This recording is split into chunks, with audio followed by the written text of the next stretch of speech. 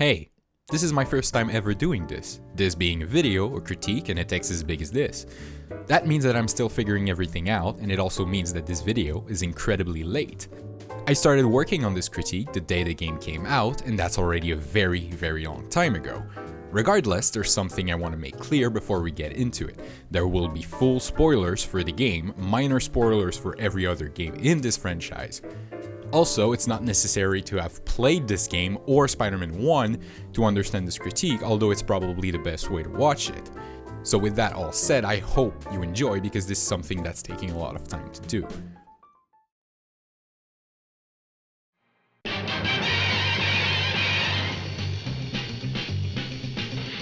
The amazing fantasy of Spider-Man has earned a lot of fans over the years, so it's not a surprise that a game centered around putting you in control of that fantasy can attract so many eyes.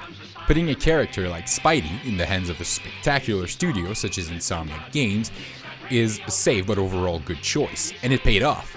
Marvel Spider-Man surpassed all expectations while making a lot of bank. Then came the little brother that followed in the steps already walked by Life is Strange and Uncharted with their own spin-off. More games for less of the price with a fair bit of improvement to ultimately make more bank. It worked, and then Insomniac started swishing their wands again and working on the sequel. But this time it would be different. This time they had expectations. We, the players, had expectations. While the first one blew us away, we were harsh. How could a game be so bent on putting us in control while preventing us from messing up? Or implementing systems that were made better by the competition 9 years ago. After 5 years, the critics are clear: Marvel's Spider-Man is flawed. But we're not here to talk about this, because in case you didn't hear, there's a new sheriff in town. Miles, this is crazy! We call it a symbiote, and it chose you. Get it off of him! Ready for your annual physical? I'm the hero here, not you. The hell's going on with Pete? You're not yourself.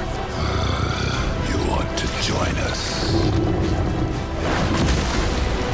He's here. Walk down the whole building! I know I can snap him out of this! We can fight this together!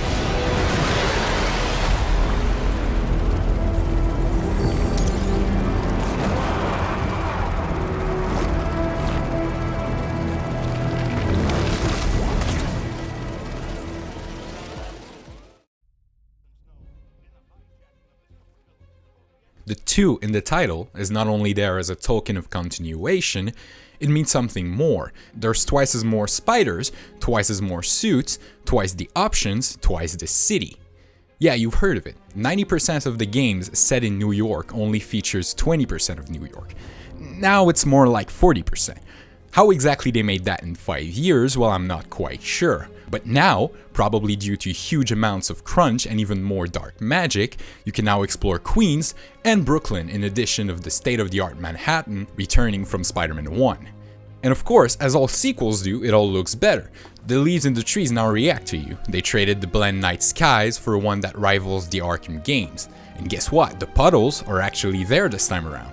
They updated the old suits to make them look even better, and the new ones are just stunning. When they work, that is. I'm not the first one to say this, but the sight of ray tracing on buildings make them look like mirrors, and the draw distance is one of the best in gaming. That was already true in the first one, but going up a tall building and looking around is just breathtaking. It looks so good, I'm actually starting to believe that the guys at Insomniac are actually wizards. And what best way to traverse a city filled with tall skyscrapers than by swinging through it?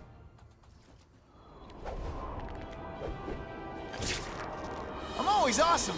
Sometimes I'm extra awesome. For a lot of people, the web swinging is the most important feature of any Spider-Man game. And I agree. The Spider-Man games usually have great stories and combat system, but the uniqueness of Spider-Man's movement is what will make you return to these games once every so often. It's something unique to this franchise, and being the most important feature, it's also the one I'll be the most critical of. I won't pull any punches, and you've been warned. First, I want to go back to the PlayStation 4 and say that I really enjoyed the first one's Traversal. It was super smooth and the animations were clean, better than every other Spider-Man games up to this point. On the other hand, the automated nature of it made it thrillless, and there wasn't much to be good at. You could mess up beside by losing a bit of momentum. There was also nothing to incentivize choices. It did its job by allowing you to go from point A to B in a fun way. Is it enough for a Spider-Man game though? No. The spin-off, Miles Morales, achieved some of what the first one couldn't by adding air tricks, and by making the swinging slightly heavier to fit the speed. You also had 2 dashes, one going upward and one going straight. Both were recharged by air tricks, which gave the player an extrinsic motivation to engage with them. It was great, but shared the same problems that the first one had. You had no control on when to let go of your web, which severely limited what you could do. You could go downward when wall running, which wasn't too bad, but nonetheless annoying. You had no way to go fluidly in air from the ground besides by point launch. You couldn't hit the ground from swinging, which meant there were no risk-reward dynamics while traversing the city. The maximum speed was also very low and could be achieved by pretty much any dive or even with a ground strike, but we'll talk about that one later. Wall run boost didn't feel much like boost and didn't impact the running speed. They were more temporary speed gains instead of something that increased your top speed. All those things could have been done better and have been done better before. Now I know that it sounds like I'm sucking up the Web of Shadows, but it's not my point.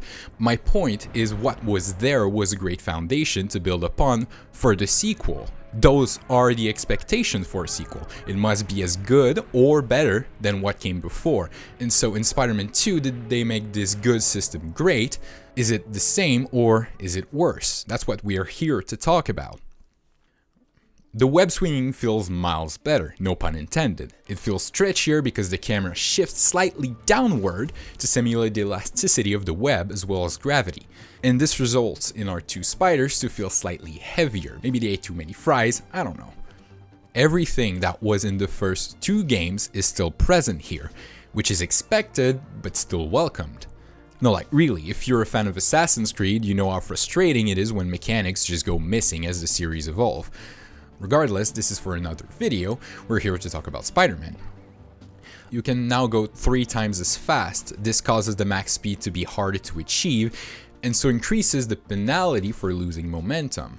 You can now slingshot from pretty much everywhere, which in addition to being a cool move, is a great way to start Traversal with a lot of speed. There's also the super slingshot, which can be performed at specific spots in the map and give you the biggest speed boost in the game. Speaking of speed, with great speed must also come great control, and they gave that control to us in the way of corner tethers. This mechanic is one of the best additions made to this game. You can use it to control your turns at high velocity, so that you don't become one with the face of a building. And if done well, it would shoot you out the corner with even more speed than going in. You can also use it to swing around a pole for a U-turn or a huge speed boost. It's super fun to use for the simple fact that, well, the player's in control of when they let go. This is extremely important, and I'll get back to it. But speaking of control, the single best thing they added is a web swinging assist slider. Now this is improvement. By turning it from 10 to 0, the game will increase the effects of physics, as well as allowing you to hit the ground on a swing. This single-handedly takes the skill ceiling to a completely new level, and completely fixes one of the biggest issues with the first 2 games. You now have to look at the building's position relative to yours and choose when to start your swing, and let me tell you, it takes some getting used to. At first it was frustrating, but by the time I was done with the game, I could swing at a few centimeters from the ground. It finally gave me something to become good at. You get a moment when your heart stops wondering if you're gonna make the swing and end up coming out of it with a rush of speed and adrenaline. It's like crack. The penalty for failing is also relative to the risk you took. The more you waited, the greater your speed reward will be, but also the chances of splatting. This is at least if you had fall damage turned on, which I wonder why it isn't by default. But if you weren't going that fast, then you can recover without ruining too much of the flow by hitting the jump button during the roll. However, this can come at the cost of speed and sometimes a little bit of health. The adrenaline it gives, coupled with a higher achievable top speed that's hard to maintain, makes the player more likely than not to gamble with lower swings. And if those are achieved, follow it up with a loop. And just you wait, because I have a big bone to pick with these. But for now, let's talk about the giant spider in the room, the web wings. Yeah, they're pretty cool. There isn't a single person I've talked to who doesn't enjoy them. They are perfectly balanced with the web swinging. This is one of the most important things to get right with the web wings. If they're too weak, meaning they lack speed or options, you won't use them. If they're too strong and give you too much speed and height, you will either overuse them or will actively avoid them because they feel cheap. Well, like I said, they're right in the middle, perfectly balanced, as all things should be. If you want to platinum Spider-Man 2, you'll need to get every achievement, and there's a trophy for flying from one end of the map to another while using only the web wings, and it's an actual challenge. And the reason why it's hard is because the web tunnels, which are the only way to actively gain speed with the web wings without losing too much altitude, are very sparse, and trying to gain height will chop at your speed very rapidly. This can be remedied by using updrafts, but again, they aren't always within reach. This trophy took me more tries than I'd like to admit, and when I finally got it, it was somehow before reaching my destination and falling into the water.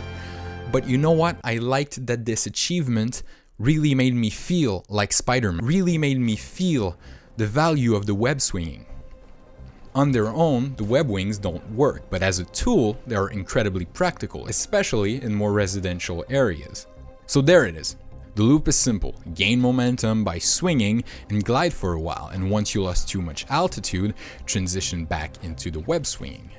They are very useful when playing with zero swing assist, as you can use them to traverse burrows like queens more comfortably, since the buildings aren't tall enough to swing from consistently. Now moving on, do you remember when I told you that I love the assist slider? Well, actually there's a big problem with it. You're never told it exists. It's hidden at the very end of the gameplay setting, alongside the fall damage toggle. This is an overlook of catastrophic impact. This means that most people won't use it and will get familiar and comfortable with the web swinging during the first 10 minutes of the game, and will repeat that same skill without being challenged in any way for the entire duration of the game. Now, if that's what you want, then fine, but the fact is, most won't know they can choose, and so most will have a mind-numbing experience with the traversal, which is nothing if not contradictory to the concept of web swinging. The risks, the leaps, the speed, it's the farthest thing from boring. Yeah, the greater speed is a novelty at first, but it just isn't enough, and you forget how slow you were actually going in the first game after a while. Now, a lot of this criticism could also be made for the Arkham games, but there, the maps were smaller, and the fantasy of Batman's movement isn't within his flying abilities, but his car. In Spider-Man, there is even a point of making the map bigger than the first game. You will spend more time traversing New York in this game than in all 4 Batman games. And so a sense of challenge and progression is called for and invaluable. The space that Traversal occupies in a Spider-Man game is way bigger than with any other superhero games. That's why I still go back to Web of Shadows for its traversal and not Arkham City, where I go back for the combat and challenges. There's a few critics out there calling the web swinging dull and unchanged from the previous installments, and while it is absolutely false, most of the fault falls down on Insomniac.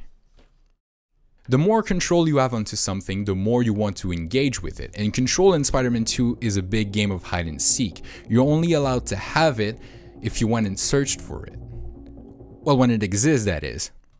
Yeah, there's a dark side to everything, and in the light of Spider-Man's traversal, there are a few dark spots. Even though you can go faster, the wall run boosts are still incredibly weak and don't preserve your speed. You still can't go down on a wall, and sometimes you can't even go up. I also mentioned the ground strike earlier. You can absolutely bypass the buildup of speed with the ground strike. Like, come on, this move single-handedly breaks the relationship of success and failure. Losing speed doesn't matter if you can gain it back as easily as this. All you have to do is press 2 buttons from anywhere high enough and you practically reach full speed every time. It's reliable, yes, it's also shit. And the fix is so simple, just don't allow us to cancel a ground strike with a swing. Also, you now have to unlock the ability that allows you to recharge air dashes with air tricks. This is very dumb because you now have to spend a skill point to access extrinsic depth. That, combined with other abilities that you must re-unlock from the first 2 games, makes the traversal skill tree feel inflated. It's also unlockable at the same rate you unlock every other skills, which means most people will spend all their skill points on traversal, and so the skill distribution is terribly unbalanced. But all those dim spots are nothing compared to my biggest complaint about the movement in this game. You might have already guessed what it is by elimination process. The loop-de-loops. When people talked about what they wanted in the sequel, a lot of people mentioned loops. It's something that couldn't be achieved in the first game because you couldn't hold on to your web. Now, to be clear, I never really cared for loops. I think they are cool and fun to pull off in Web of Shadows, but they don't do much besides adding a bit of style. What I do care about is control, and loops are all about giving the player control on when to let go.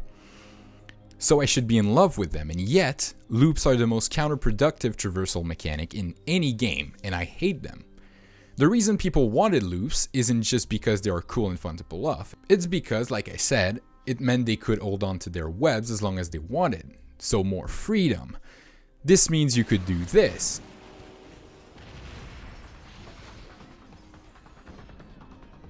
And this.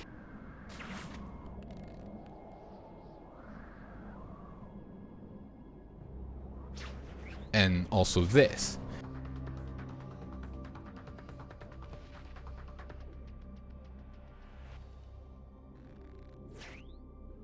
Yeah, well, about that, you still can't go past the 180 degrees of a swing.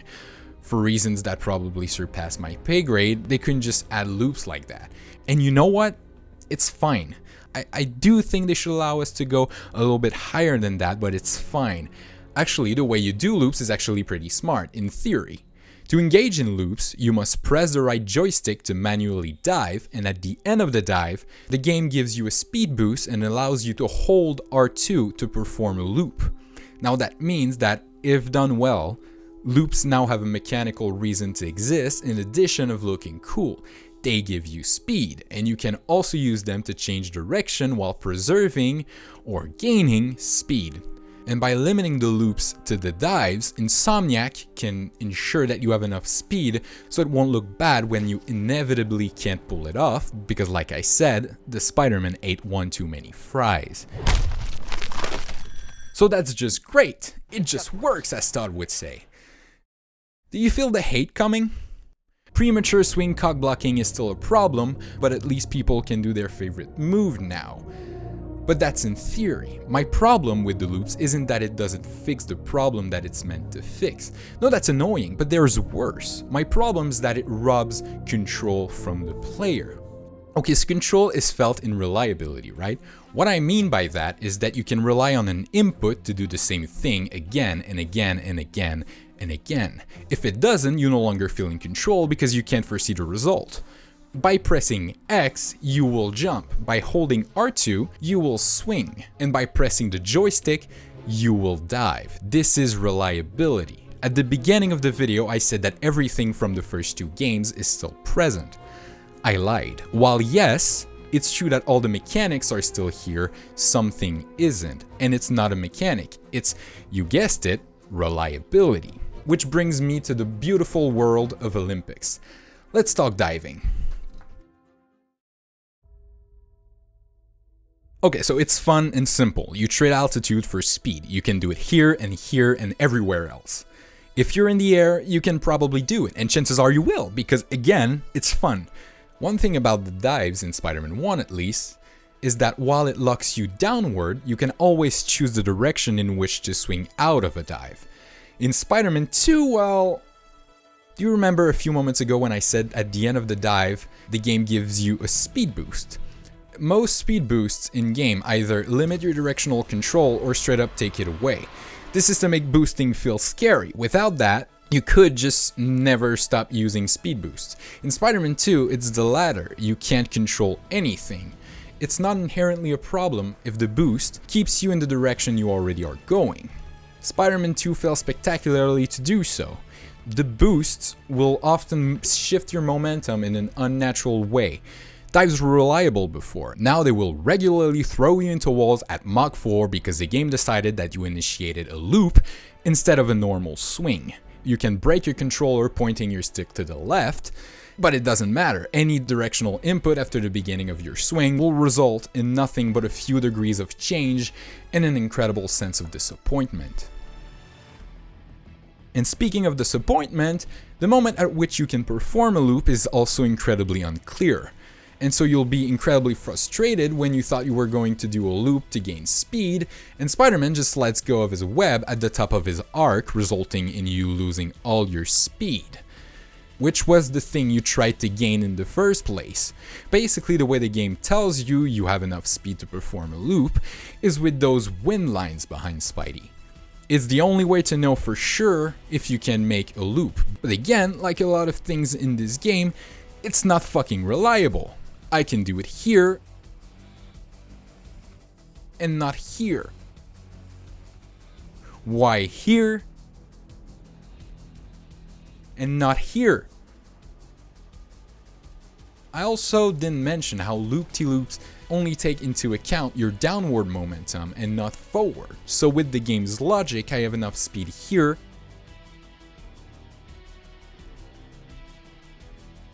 but not here. Then here. Then you get the fucking point.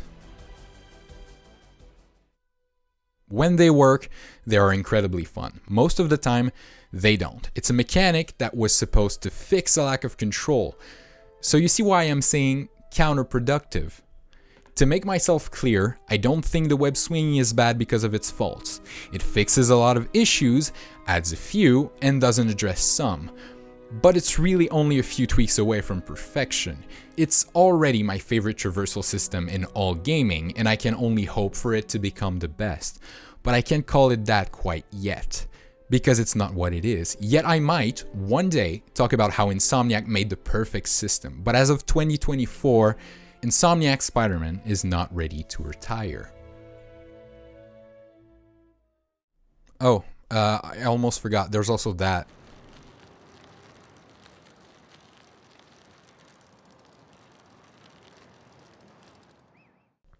In many ways, combat has a lot in common with Traversal. Not only is Spider-Man's combat all about style and freedom, but it's also extremely important to the Spider-Man's fantasy. Fighting bad guys is a big part of the idea of a superhero, so this game features a fuck ton of it.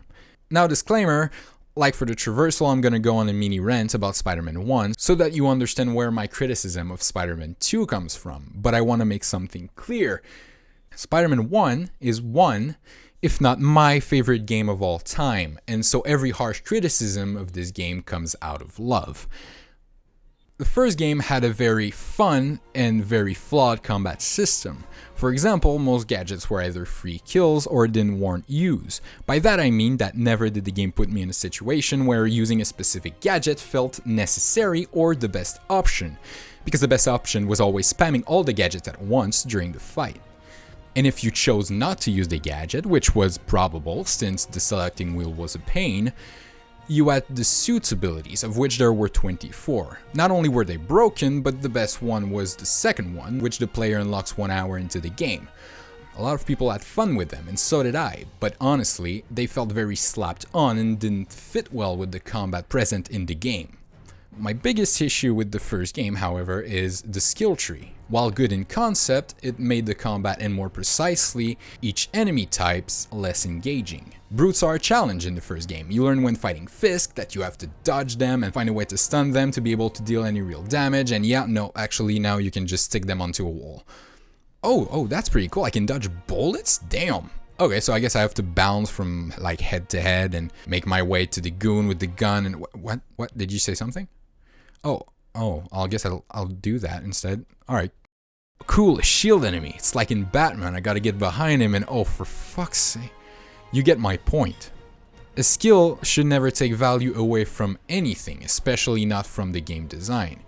That's why it's an upgrade. It should keep the overall way of doing something the same while making it easier to do so. For example, the dodge window skill allows you to stun a gunner when you perfectly dodge his shots. This is great because it temporarily shuts down the threat while still requiring the player to take him down, and to do that, you have to find a way to get close to him. And it's not always easy to do if there's a lot of enemies around. The payback skill, however, allows you to instantly KO the dude from across the Pacific, therefore bypassing all danger, effort, and satisfaction that came with taking a gun down. Now, if you played Marvel Spider-Man 1, you're probably saying, why don't you just web strike the dude? And you're right, you can safely pull yourself or him directly into attacking range. This is actually a big problem because it completely goes against the concept of ranged enemies, and it makes them way too easy to take down, as well as making them incredibly unthreatening. When you web strike a ranged thug, you usually end up alone with him for a couple of seconds, and so getting rid of him is extremely easy. So the fix would be to make it impossible to web strike a ranged enemy over a long distance by having them shoot at Spidey when doing so. You could then be prompted with a dodge indicator that would cancel the web strike, something akin to Web of Shadows or the Brute in Spider-Man 2, which I'll talk about later. This would force the player to maneuver around the arena in a smart way using Traversal while avoiding shots to get closer to the enemy. Hell, the game is basically asking for it with how gunners are always staying behind other enemies and the way you can literally bounce off thugs' heads. And once close enough, the web strike should then become possible, because making certain enemies immune to the web strike all the time would really hurt the flow in close combat. Enemy archetypes being ridiculed by the skill tree is also a problem that persists across most enemy types.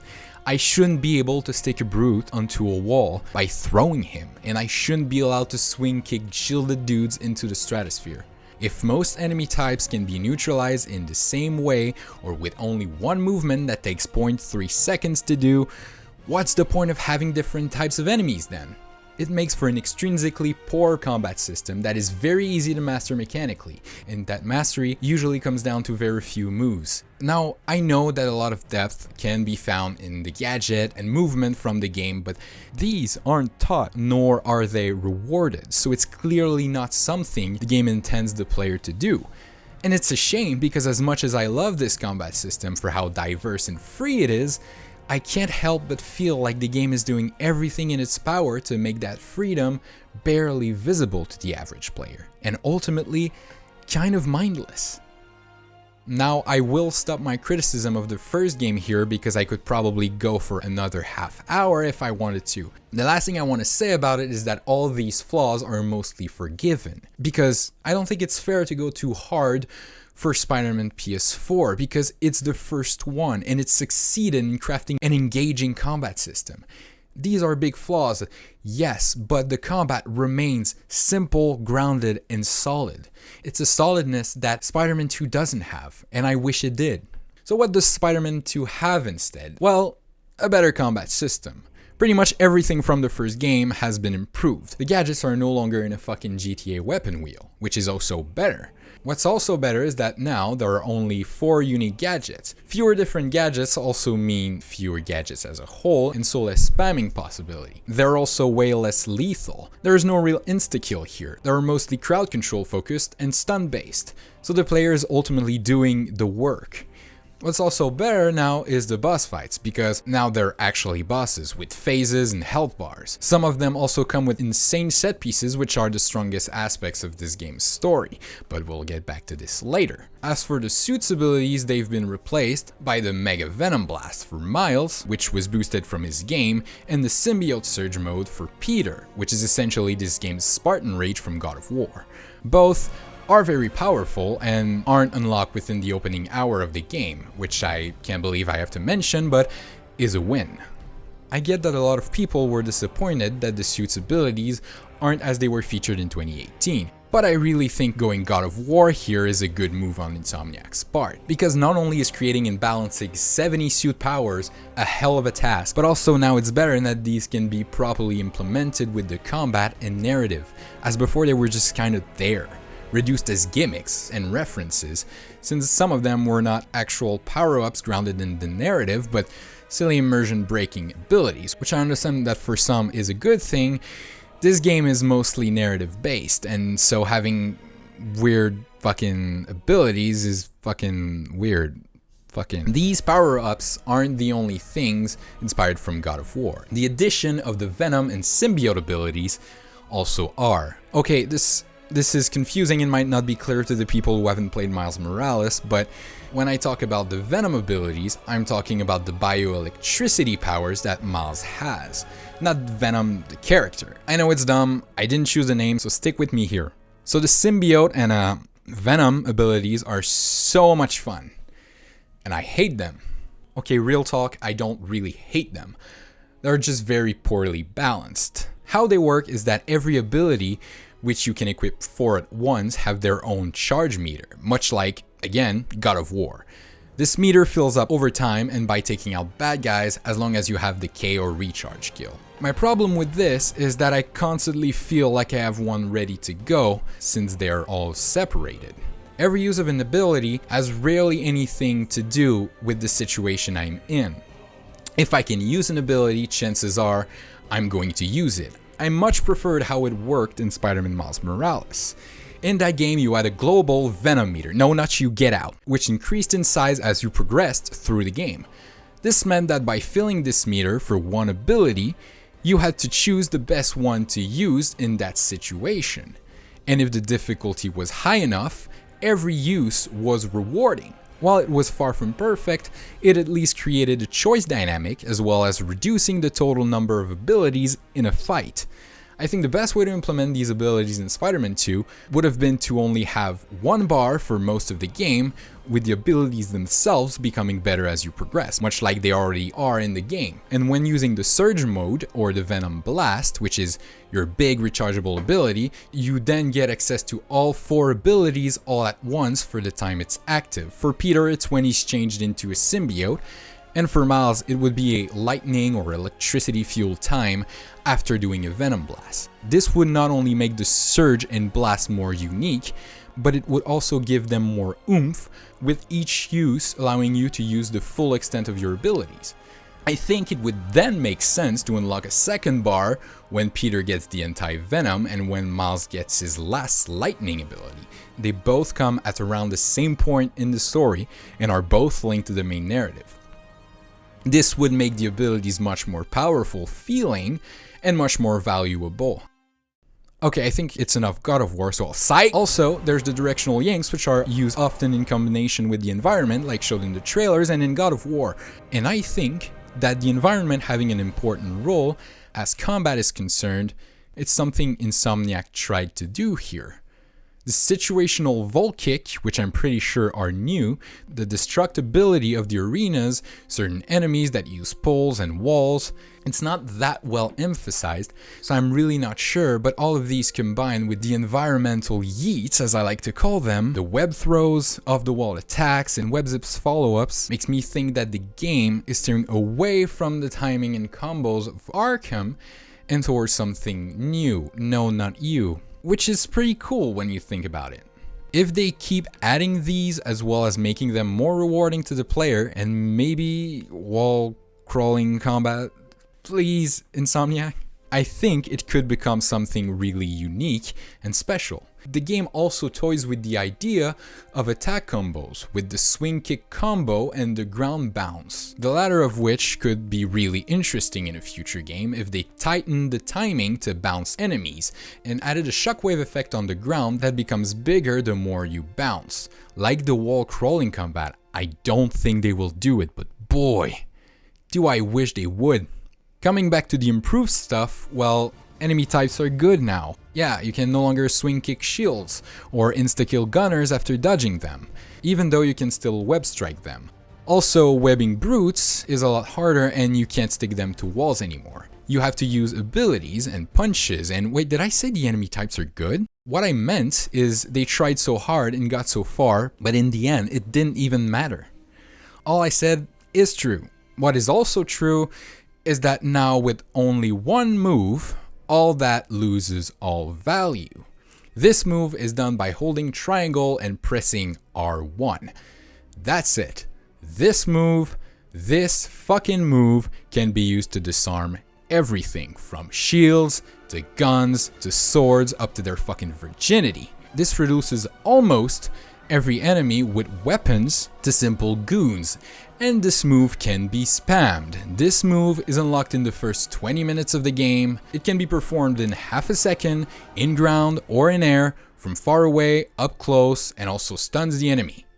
Some people call this move variety, I call this bullshit. What's also bullshit is the new air enemies. They're bullshit because they're not air enemies, or not what we should expect from air enemies. They fly low to the ground, which means they are as easy to reach as pressing triangle. This is a crime in a Spider-Man game. Flying enemies are perfect. Not only can they add a traversal to combat dynamic like they do in Web of Shadows, but they could also try to run away at the end of a fight and you have to take them down instead of this being limited to a few collectibles and a story mission.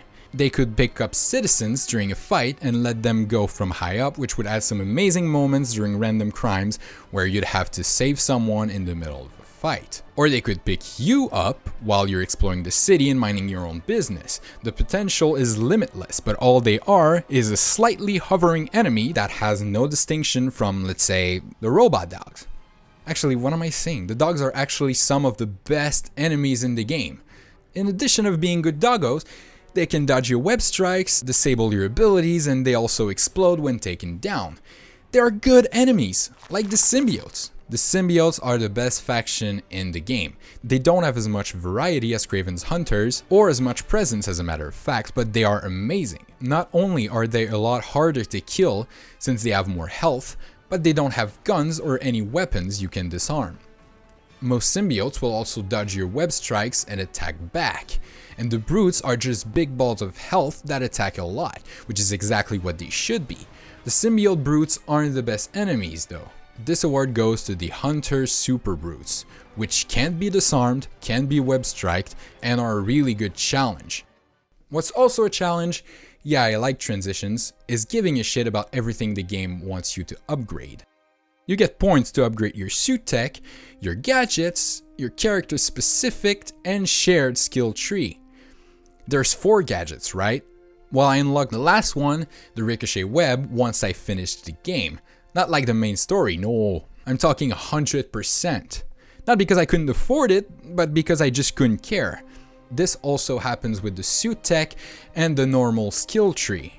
The game is so aware of that problem that you can't play 10 minutes without the game showing you a reminder to spend your skill points. The Ricochet gadget should be automatically unlocked at one point in the story, then be upgraded. Okay, I don't want the game to have a seizure, so I'm gonna take a tiny break to ask you a question instead. What would be your superpower if you could choose one? If you said invisibility, you're a creep. But regardless, Miles has it. Did you forget? I certainly did. And so did the game apparently. I'm not kidding. Like they forgot. Literally forgot. There isn't a single skill in Miles's tree that's about invisibility. Not only that, symbiotes can just see you. It's not explained by the game, not referenced by anyone, and straight up feels like they forgot to code it for the symbiotes. It's also barely used in the story, barely used in stealth, and so much that the segment I already wrote about stealth has no mention of it. And on top of that, it's practically unusable in combat because you can't so much as breathe on someone while invisible without the invisibility meter taking a medical leave of absence. What the fuck is that? It's unironically one of the best superpower Miles has, and it's just straight up useless in the game. Like, it already kind of was in the spin-off, but at least it had some story and gameplay implications. Now it's just missing. Like, it's there, but it's missing. There should be side content or certain enemies that you can only go through with Miles' invisibility. Kinda like Batman Arkham Knight, where certain Riddler robots could only be hit by Catwoman or Batman and vice versa. You should have enemies that can react to Peter's abilities, making them useless, and so you must switch to Miles to attack them.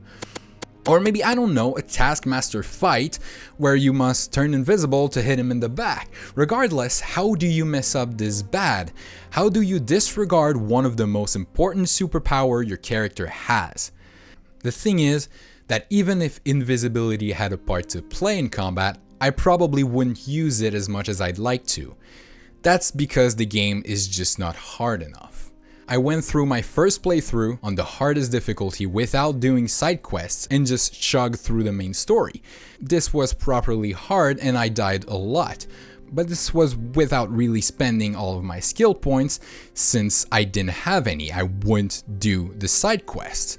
Now that I'm playing through New Game Plus, which doesn't add a harder difficulty for some reason, I'm getting bored in most fights. It's not due to skill, believe me, I'm not good at video games. I'm just drowning in abilities, gadgets, and rage modes, which makes some of the hardest fights way too easy and completely ridiculous to look at.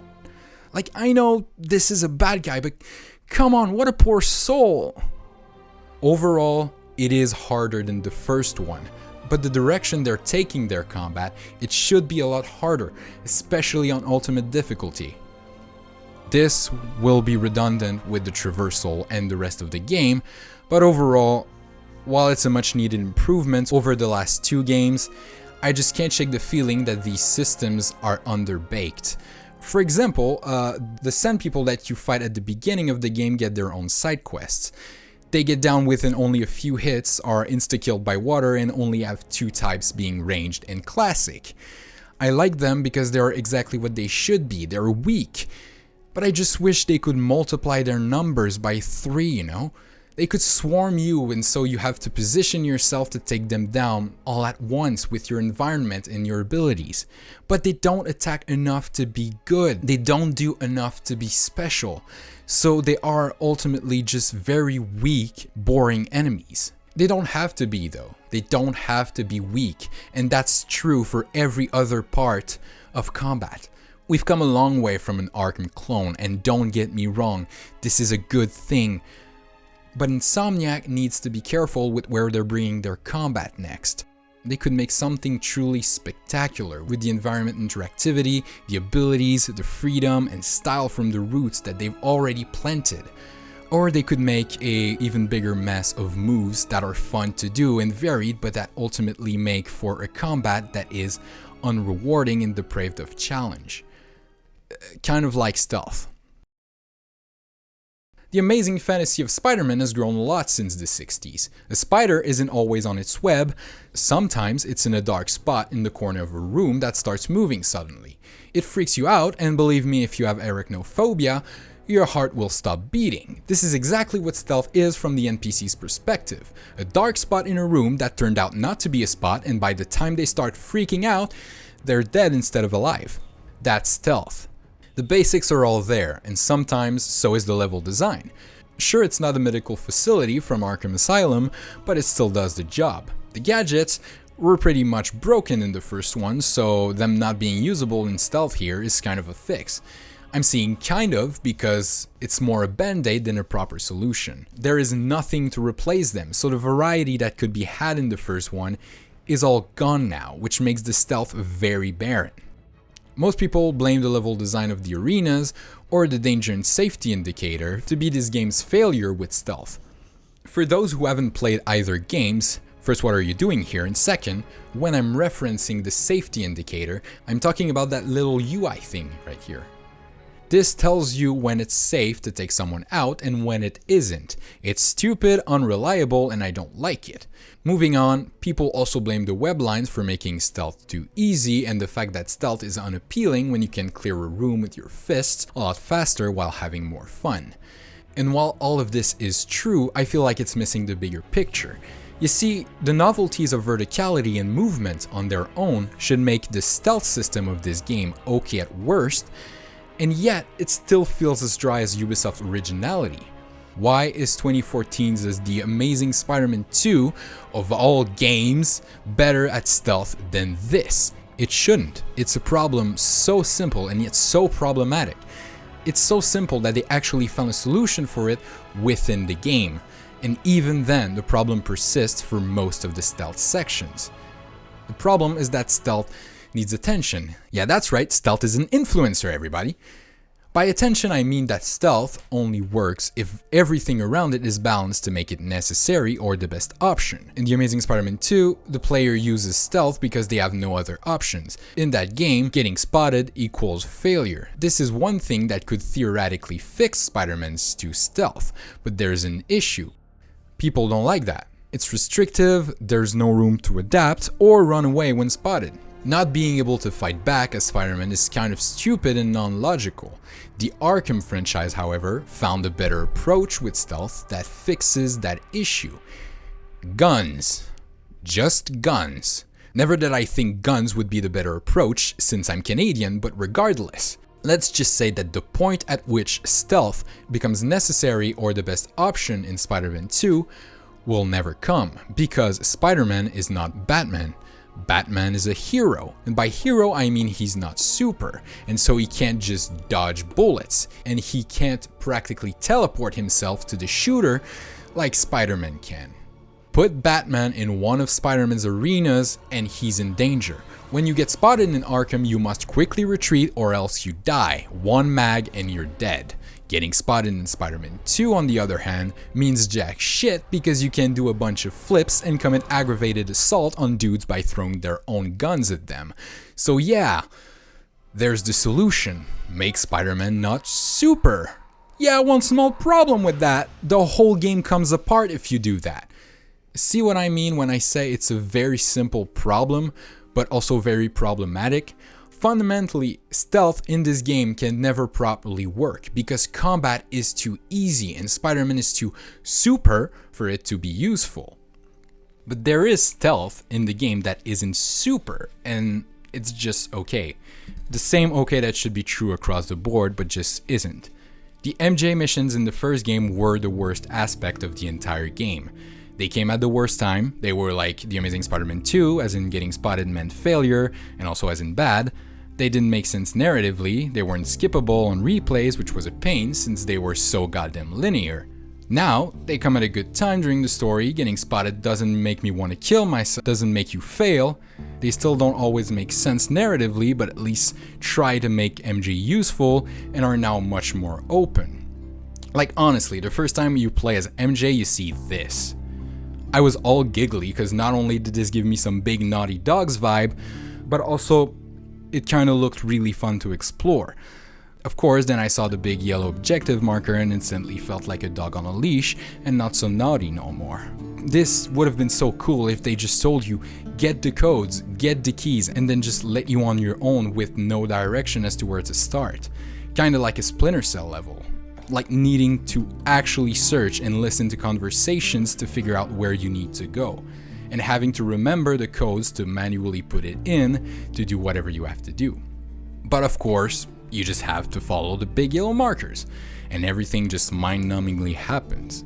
You won't explore most of the arena, but at least the game tries to give the player multiple paths to explore, which goes a long way in making these sections less boring on second replays.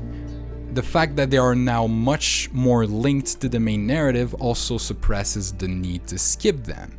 I still felt apprehensive before starting these kinds of missions, but ultimately had fun with them. This is not really something I can blame the game for since it's more linked to the setting and the character you play, being Spider-Man. No matter how good these missions could be, it's always going to be hard for the player to look forward to them, because it robs you of the rapid, bombastic pace of the rest of the game. Nonetheless, like I said, I had fun playing through MJ missions on my first, second, and now third playthrough. What I didn't have fun with was the other non-Spider-Man stuff, minus a couple exemptions. The first act of Spider-Man 2 is one of the most boring I've ever seen in a video game. Now just imagine, you just bought the game, you took the day off specially just to play it. You just went through Spider-Man PS4 and Miles Morales one last time, and as your farewell to these games end, you launch Spider-Man 2. Now out of the box, the opening is a blast. You fight Sandman in Brooklyn, a fight that extends itself over the entire city. The music, as always, is amazing. You get to use the web wings as well as Peter's new spider arms, and once you're done, you help a few people, including the G.K. Simmons we have at home. You beat some bad guys, make new friends, and get to see Peter lose his job. The city streets are buried with sand, and the game is flexing its new gimmick as well as the PlayStation's SSD, as the camera seamlessly flies through the air from one Spider-Man to the other. Overall, if the player is not sold on the game after playing this crazy bonkers opening, then the people at Insomniac better start packing, because now introducing the rest of Act 1. Puzzles, character missions, Spider-Bot missions, investigations. Oh, watch out! Here comes the Spider-Blan! The problem isn't that all of this exists in a game about Spider-Man. The problem is that they are so undercooked. The sad excuses of the word gameplay were the second worst aspects of Spider-Man PS4 after the MJ missions, and like the MJ missions, they doubled down on them. But unlike the MJ missions, they're not better. This means that they are now the new best at being the worst part of this game, and like I said, the reason why is that they're just not fun or finished. They're prototypes of fun minigames. Respectively, puzzles could just be more complicated and varied. Spider-Bot sections usually have only one way of doing them, and sneaking around guards is so brainless, I'm starting to think they were coded by the bot itself, and investigations, unlike the name leads you to believe, don't have leads or clues. They just go to place, press triangle, focus on paper, and read the funny symbols. Now what's on it is sometimes useful to the plot, but the process of finding the information is just so boring. The worst offender, though, is without a doubt the character missions. Now what I call character missions is when you play as Miles or Peter outside of work hours. It's not mission as in level, but more because you always have to do some kind of batshit crazy mission, like acquiring medicine in a military guarded zone while you don't have powers. They're more like moments that are a big part of a main mission and a big part of my depression. What you do in these moments, well, basically bad stealth and a lot of Life is Strange. Not only do they share the fact that they're both bad games, but they also share the fact that they're made of walking around slowly to look at stuff and say some obvious shit. Now I love Life is Strange because I have no taste, but in Spider-Man, they can't find a way to make it interesting, or even ironically funny. Spider-Man jokes around when fighting poor people that just want to feed their families, but when it comes to entertaining the player because there's nothing else to do but look around, Peter becomes as interesting as completing a colorless Rubik's Cube. It's a real shame because Insomniac can't just get rid of them. Those missions are necessary as they give exposition to the story, give it time to breathe, as well as introducing different perspective on events happening. Like for example, being a simple visitor at Coney Island before everything goes to shit, or seeing a humanitarian company function before it inevitably crumbles. The reasons as to why they're essential are all strictly narrative reasons, which makes me wonder, why are all these moments so gamified? By gamified, I mean that Insomniac feels obligated to give us something to do. Whether it's sneaking around or going on an ARB trip, none of it actually matters. Even the only good character segment is brought down by one of the easiest puzzles ever done. It doesn't have to be so involved. These linear and often stealth segments are all filled with puzzles that aren't puzzles and objectives as simple as pressing triangle, when most of the time a simple chase or interactive cinematic would do just fine. Walking around in someone else's shoes is sometimes enough. The mission and role like we used to is the best example I can give you. Both these moments are within the same missions, and perfectly showcase what narrative missions should and shouldn't do. In this mission, Peter and Harry ride their bike to Midtown High, their teenage high school.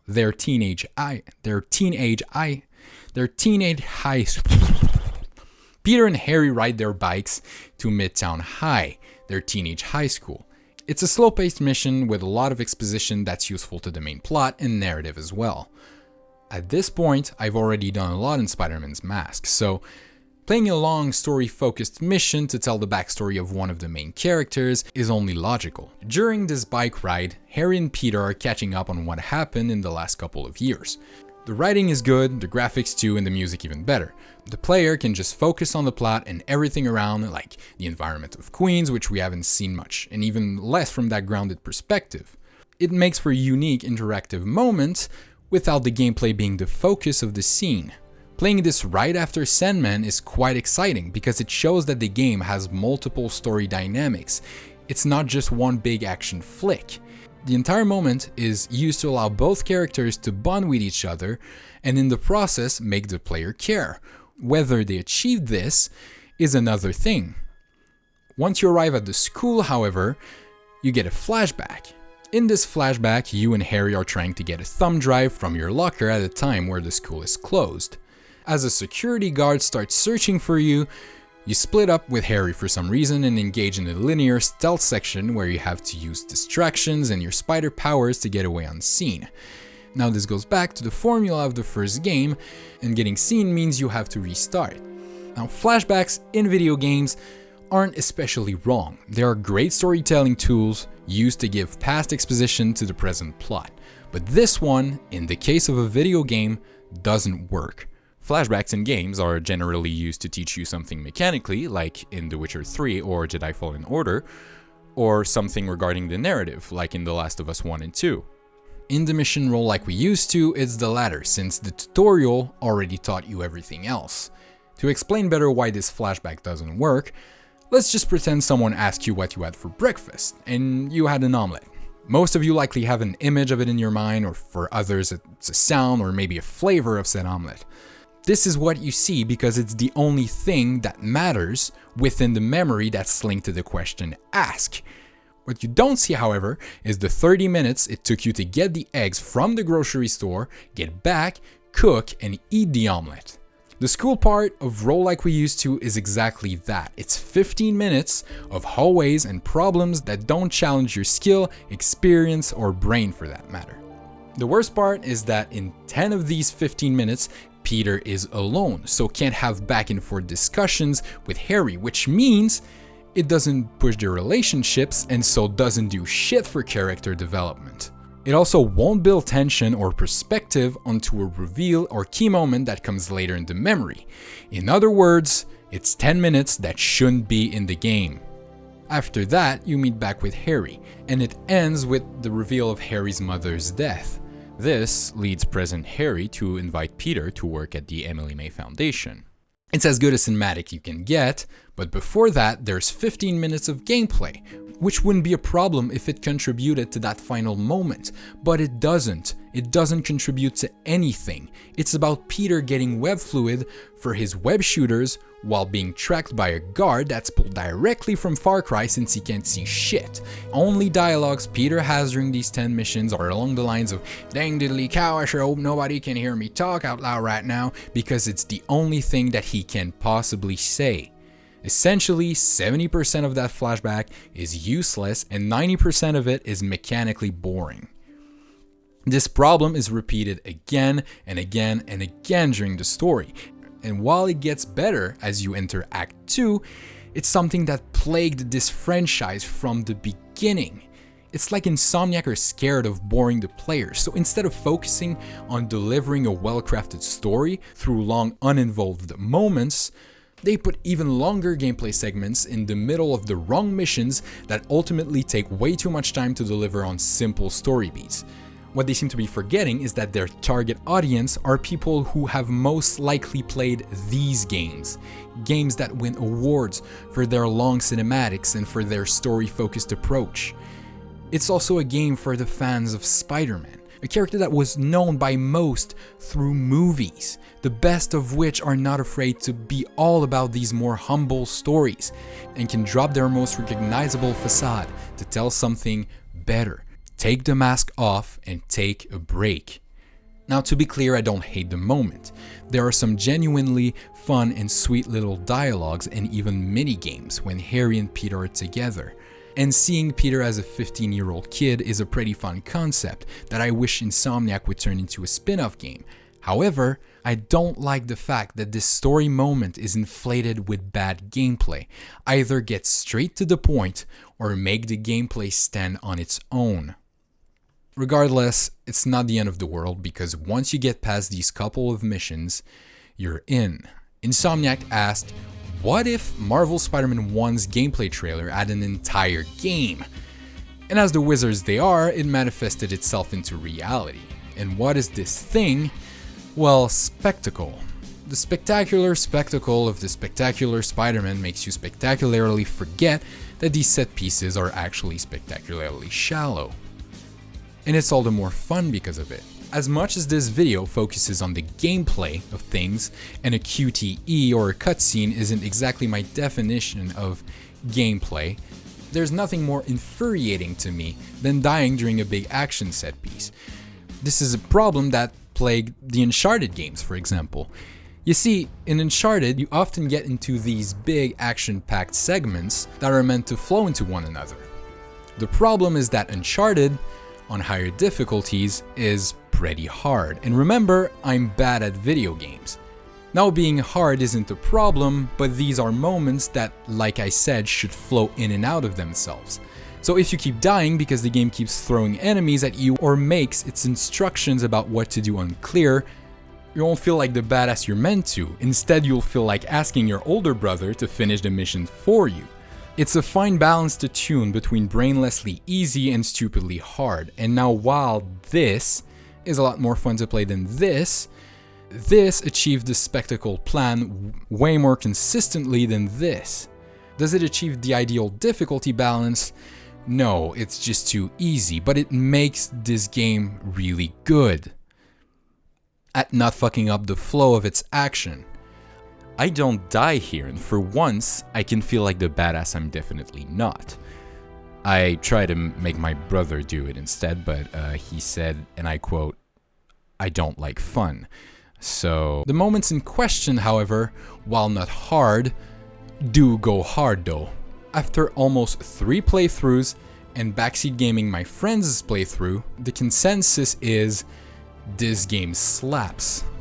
Like they took all the fun from Act 1 and focused it all on Act 2 and 3. This game is like 20% boring, all concentrated in the first 5 hours, and everything from that point on is a high-octane big-budget finale rhythmed by fucking Carpenter Brute.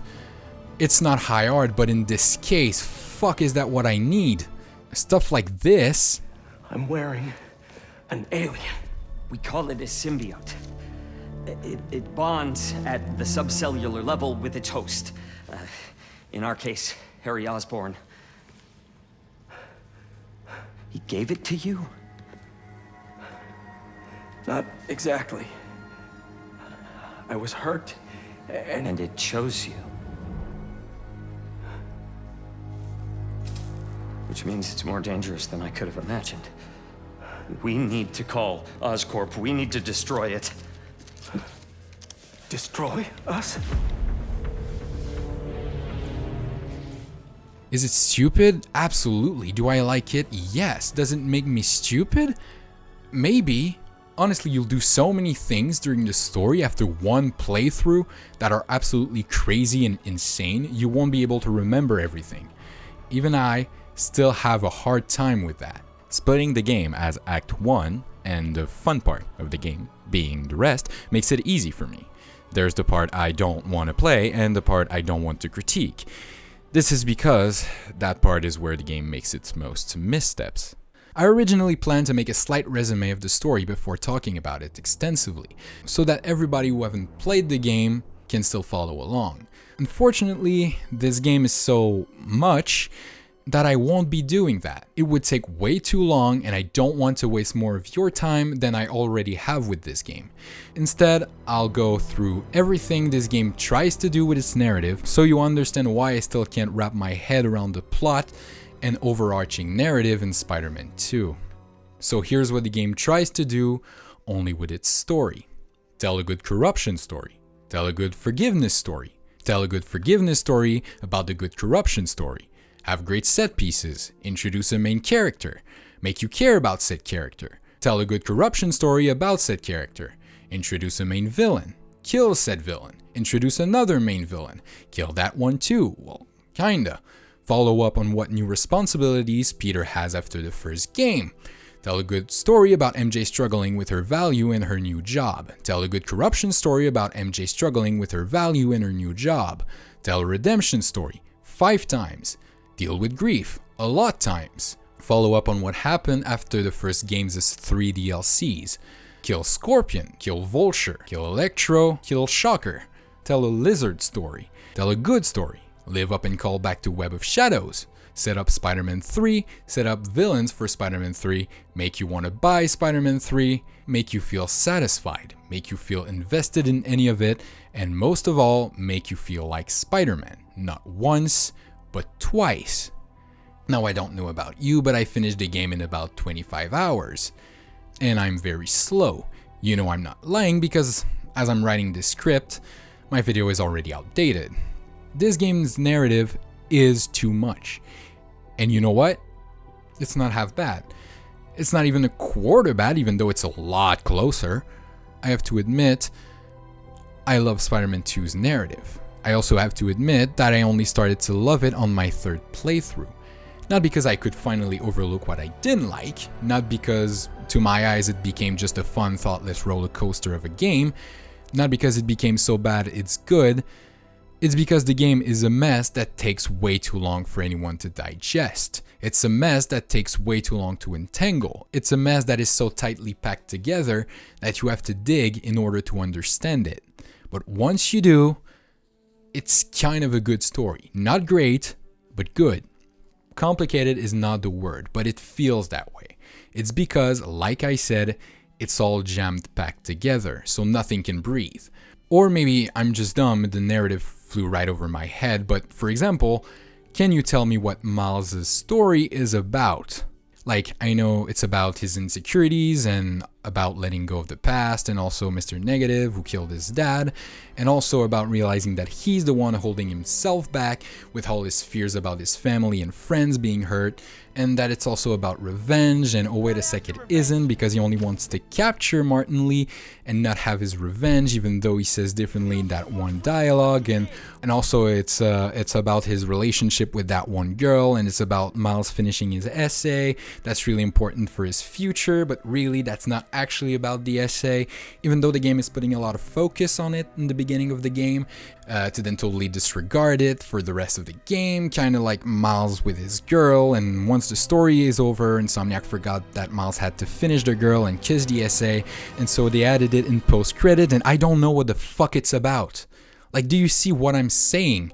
If you really untangle this mess, you can make sense of it all. If it was just Miles' story that was messed up, it'd be fine, but the whole game feels like that. It's a jigsaw puzzle that's too small for the picture to fit on. You have all the pieces scrambled and sometimes hidden face down.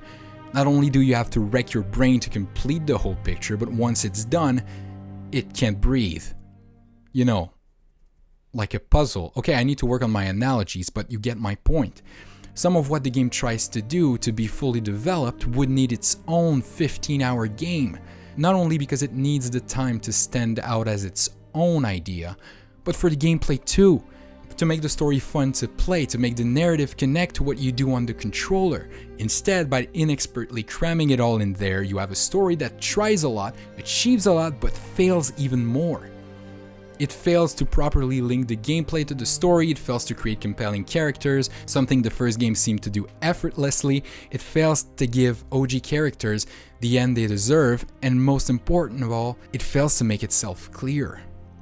There are hints of a good and even great story at times, but my god is it all over the place. For time reasons, I won't untangle this for you. If you've played the story, didn't like it, and want to like it, go watch Colin's video on it. 2-hour video that helped me see the story as it should have been. And even if it's still very frustrating and god-awful sometimes, it has become a lot more enjoyable. As plots go in games, I'm not hard to please. But some of these things are truly unacceptable. Things such as killing half the Sinister Six, aka the coolest team of villains ever, off screen. The same Sinister Six that were already underutilized in the first game and could have used a bit more development in Spider-Man 2, but no, they're killed off by Kraven. And why, you ask? Well, because you need to understand that Kraven is very powerful and strong and sweaty, and also that his theme has more character than the character himself.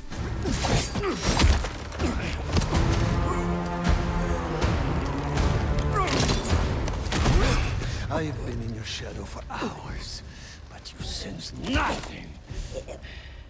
Yeah, I don't like Kraven. I mean, besides all that, I don't like him. Don't get me wrong, he's expertly acted, voiced, and scored, but it's just not enough. My biggest gripe with Kraven is that his motivations are more shallow than the already shallow motivations of the characters he killed. Short story short, Kraven is dying of cancer and wants to find the ultimate predator that will be able to kill him before he dies.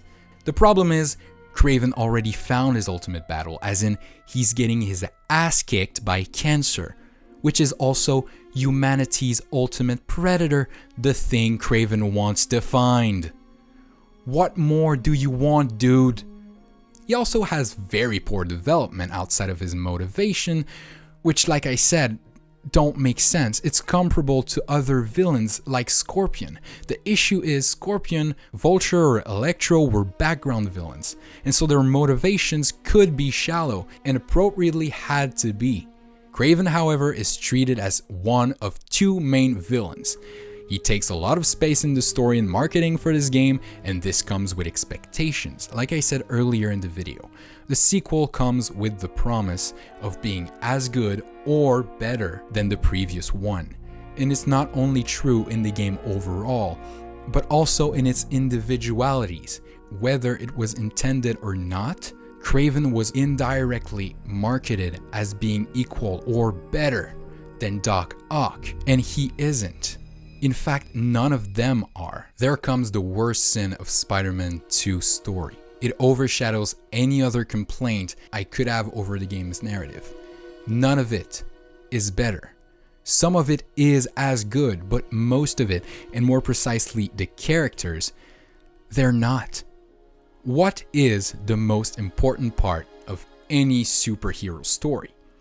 It's the characters, the heroes, the villains, the people. It's undoubtedly Spider-Man 1's strength. God, are they good. Peter is funny and charming no matter what he looks like.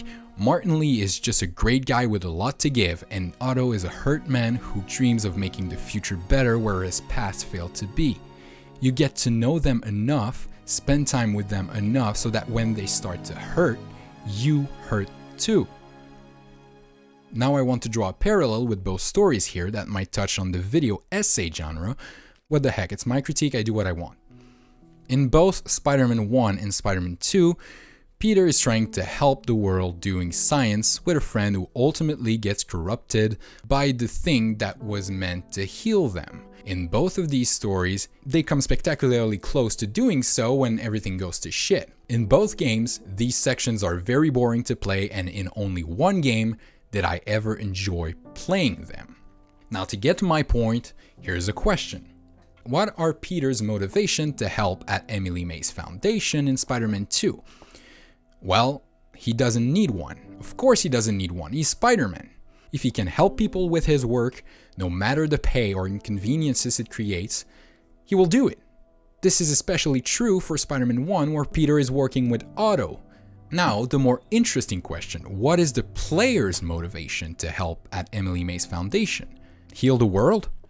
Between look-alike cars and shallow civilian AI? Nah, I'm good, fam. Help Harry? Honestly, he seems pretty okay to me. Between the hundreds of employees and millions of dollars worth of architecture, we can't say he's in trouble. Now, like established before, Peter will help because he can help.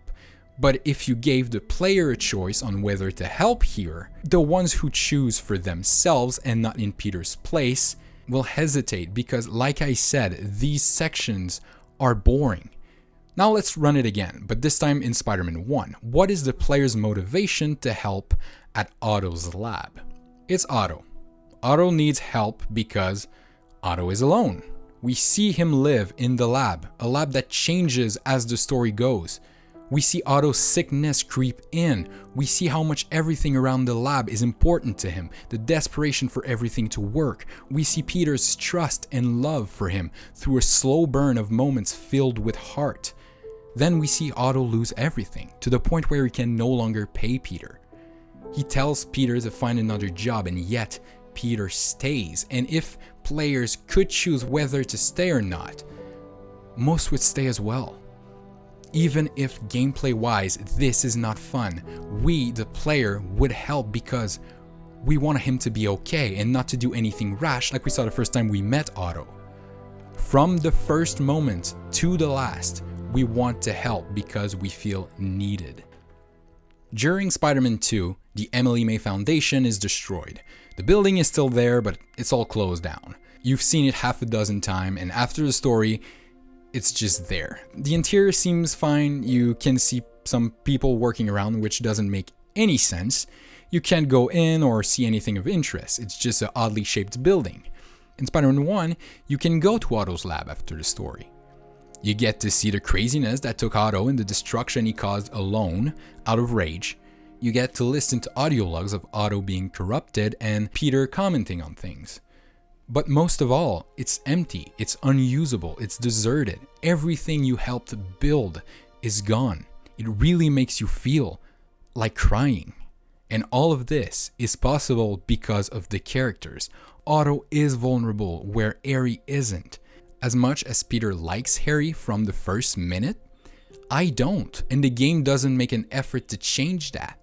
The game has showed me one flashback in a cutscene of Harry having less problems than Peter, and it wants me to connect emotionally to his needs. Harry tells Peter he needs them, but the player never feels needed outside of the fist power, which we don't need an extra motivation to do. It's already fun. On the other hand, the first time we meet Otto, he's in physical pain, and Peter literally saves him from electrical death. This situation couldn't happen to Harry because he's not alone. He doesn't need Peter in the way Otto needs Peter. Like, the EMF literally achieved the making of the prosthesis that Peter and Otto worked on for months without any help from them. How am I supposed to believe that Peter is really important if other scientists achieve what Peter could not? Spider-Man 1's strength is its characters, which are the weakness of Spider-Man 2. The problem is not the writing, the acting, especially not the music. All of these are state of the art. The problem is how they are treated.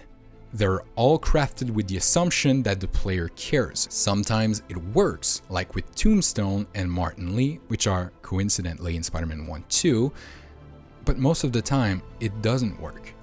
I cared about Yuri in Spider-Man 1's DLCs.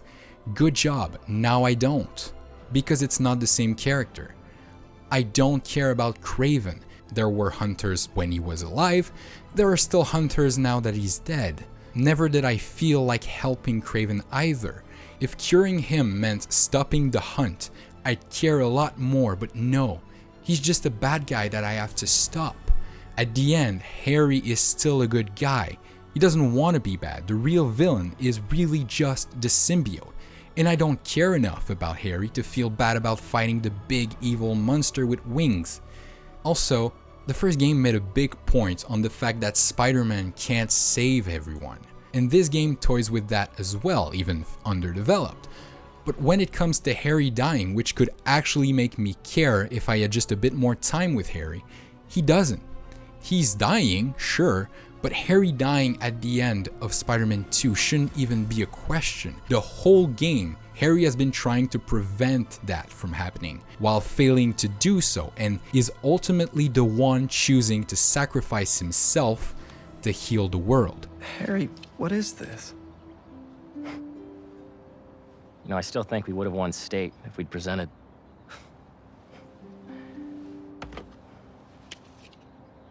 A lot's happened in the last 10 years. It's a miracle I'm even sitting here now. I got a second chance, and I'm gonna take advantage of that. But I need you with me, Pete.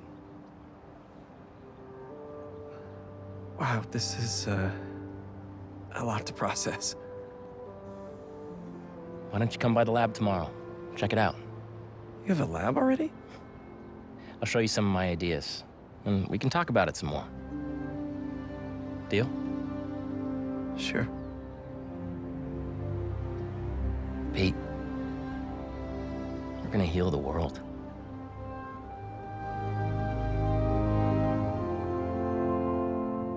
It's good, it's really good, but the game doesn't let it happen. It drops the narrative ball like at so many places during the story. So, how is the story? Taking into account everything I said, somehow it's good. What works really well, and once you go through the first act of the game, the story takes off. It's a long way from great and makes a lot of mistakes along the way, but it's a thrill ride with the high budget you would expect from a PlayStation exclusivity. But I also can't lie that as the narrative goes, it must be tolerated more often than not. I personally can easily appreciate stories with scrambled themes and arcs through acting, music, visuals. But for most, a messy story is a bad story, and I can't overlook that fact. So even if it's good, I can't recommend it to someone who's looking for a well-paced and comprehensive story. If you want a fun game, however, absolutely. So with that wrapped up, we can retrospect on Marvel's Spider-Man 1's narrative with that question. A sequel comes with the promise of, if not surpassed, equaled. Does Spider-Man 2's narrative equal the first? No. However, Spider-Man 2's story is a lot more fun to play, because most of it is mindless fun and thrill. Spider-Man 1 has an expertly crafted narrative with amazing characters and themes. It's simple, grounded, and hits hard every time, but playing the story and going through the plot is much more of a chore with linear paths and very shallow bosses. So what now? You've beaten Venom and prevented him from turning Manhattan and the world into black goo. What has the game to offer now? Well, a big part of Spider-Man Miles Morales was the Friendly Neighborhood Spider-Man app, which is used to notify our spiders of single hot requests in the area. And turns out, there's not a lot. Miles Morales, the game that is, which is a spin-off, has 16 different app requests, which are all somewhat memorable and fun. Now the brand new sequel with all the bells and whistles has a whopping 6 app requests. Now to be fair, they're a lot better. They are very memorable and sweet in a way nothing else is in this game. And even if they are rarely mechanically interesting, they'll stick with you for a while. In one, you play as Haley, Miles' girlfriend, who's deaf, and you have to help someone find their artistic courage in a world where the once ambient music is now nothing but a hum. The one's dialogues are now communicated with faces and smile. In another, you help find someone's grandfather, and once you do, you take the time to talk about life, love, and death away from every other distraction. This is the power of isolated stories. These are sometimes silly, sometimes unrealistic, but never soulless. All that feel, experienced in a total of about 1 hour of content, shows the strength of the Spider-Man fantasy better than any moment in the story. But like I said, 1 hour is all you get. This here represents how I wanted to feel about this entire game. Tighter, better, and leaving me wanting more. In this case, however, I don't want more just because it's good, but because it's not enough. It's ironic to criticize something for wanting more of it, but are 16 good missions in a spin-off worth 6 great in a full game? That's not something that can be answered objectively. Personally, I don't think so. Then there's the mission chains. There's 3, 1 for Peter and 2 for Miles.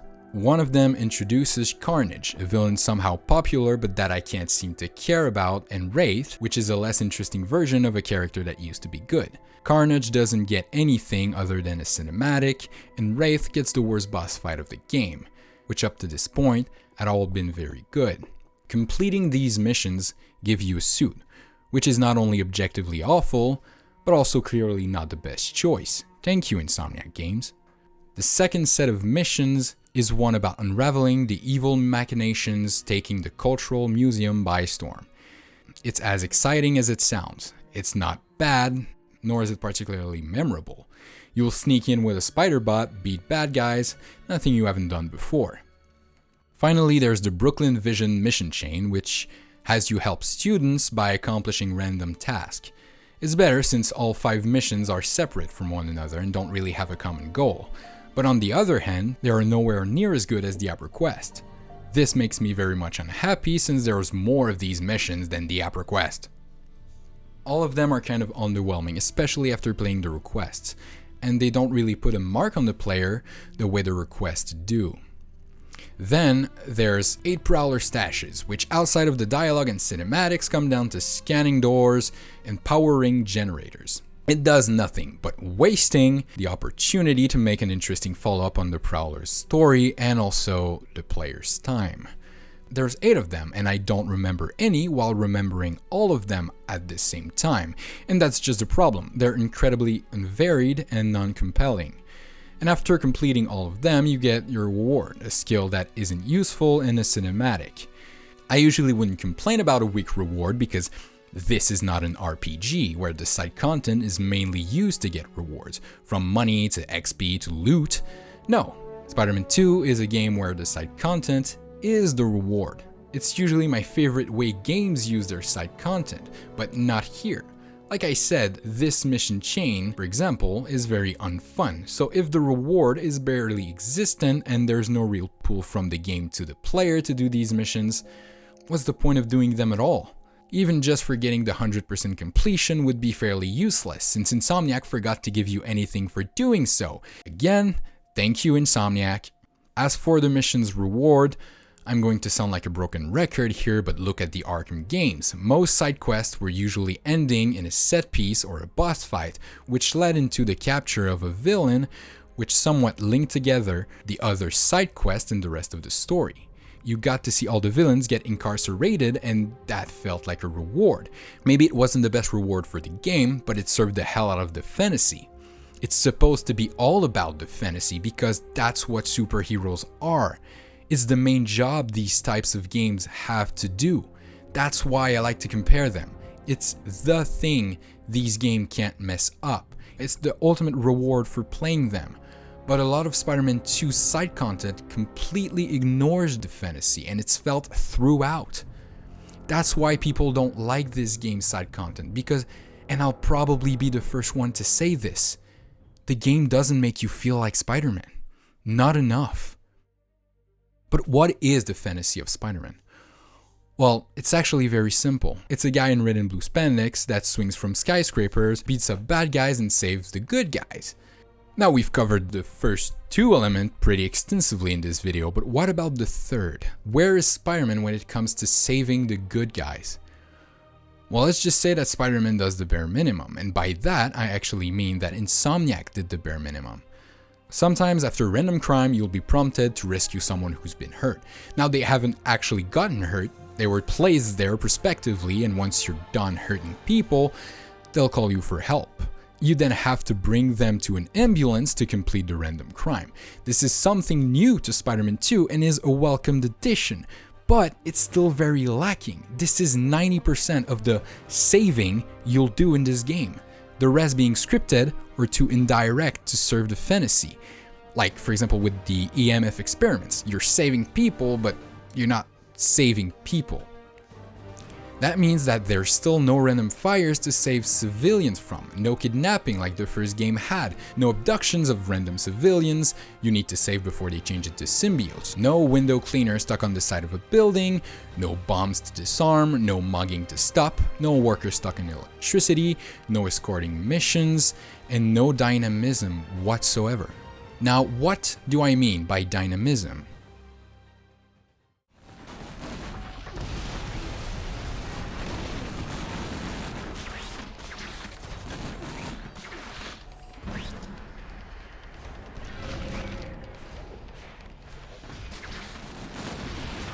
What I mean by dynamism is that the act of saving someone can show up at every moment and will directly impact how you react during said encounter.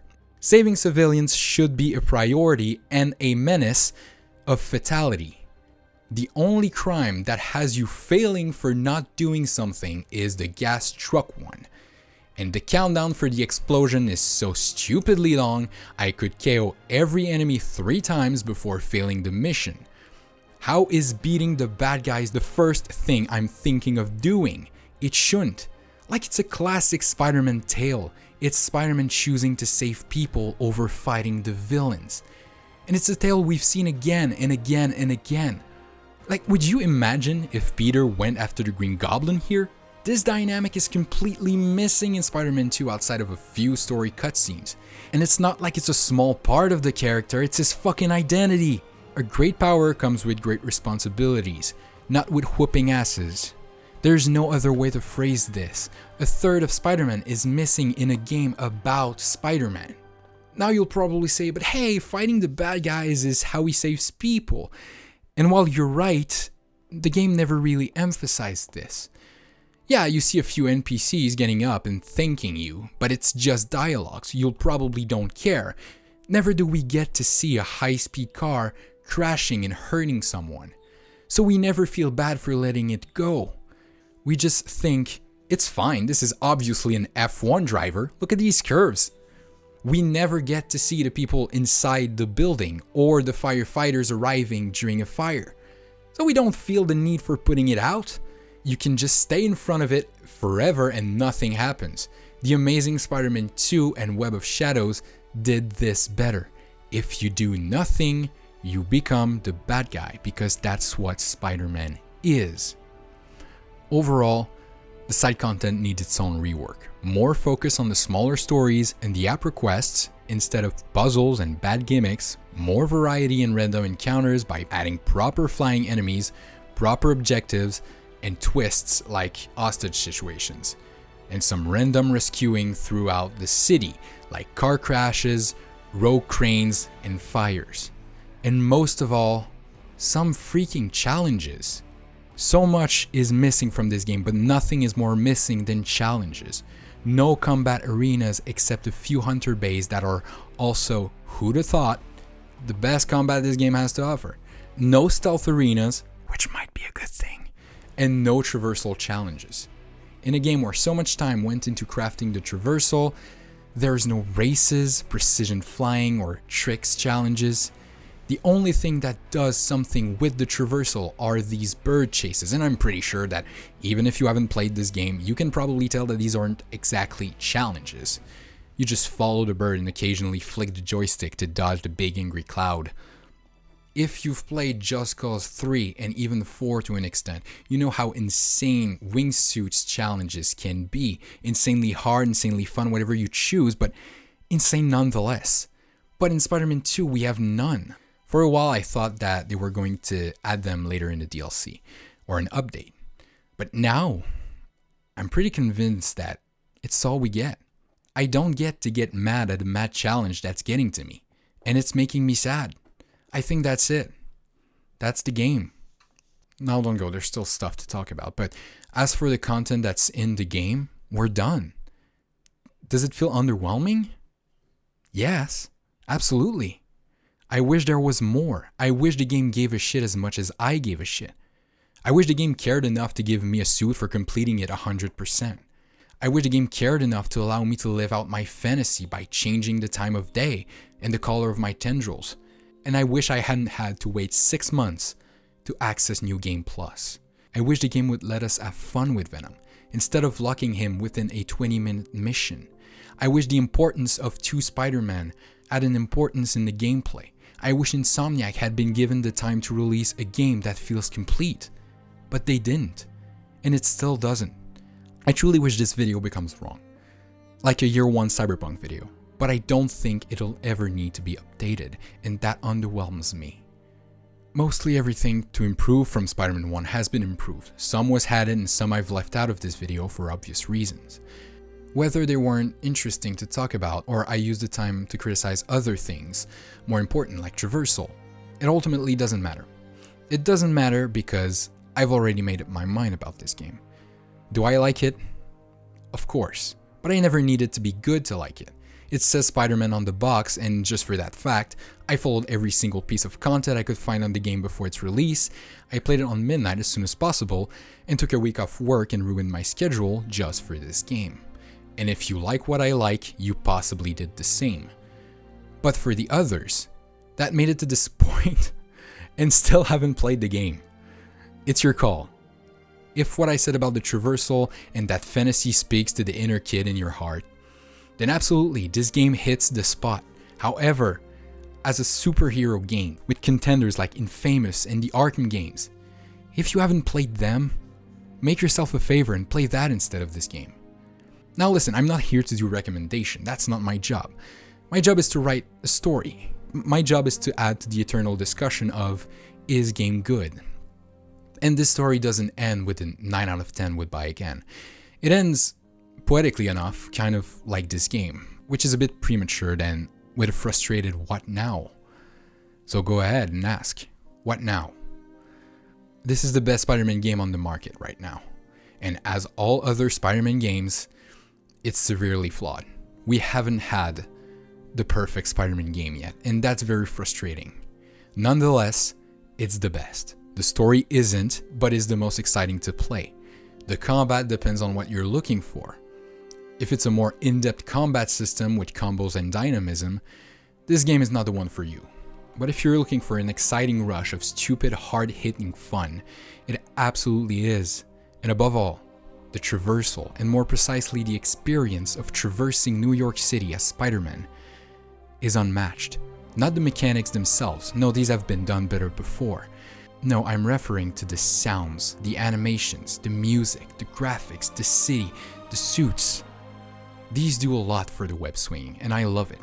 And for that reason, as this video ends, and as I take the time to thank you from the bottom of my heart for watching it through, I'll go back, I'll boot my PlayStation 5 and then the game, like so many times before. Put on music or watch a movie on the side. Maybe I'll catch up with some friends on Discord. And I'll go for a swing. Thank you for watching.